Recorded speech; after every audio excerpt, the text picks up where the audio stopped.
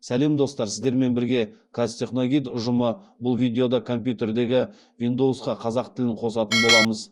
Ал сіздер тіркеліп жайғасып көріңіздер.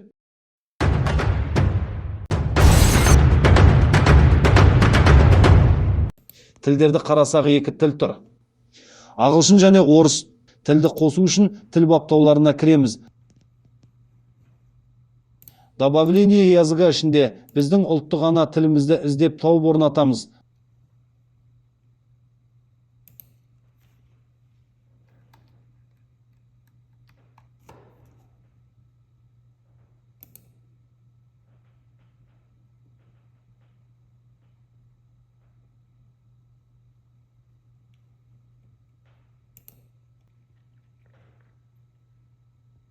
Ана тіліміз орнатылды, енді оны Wordқа бір нәрсе жазып тексереміз.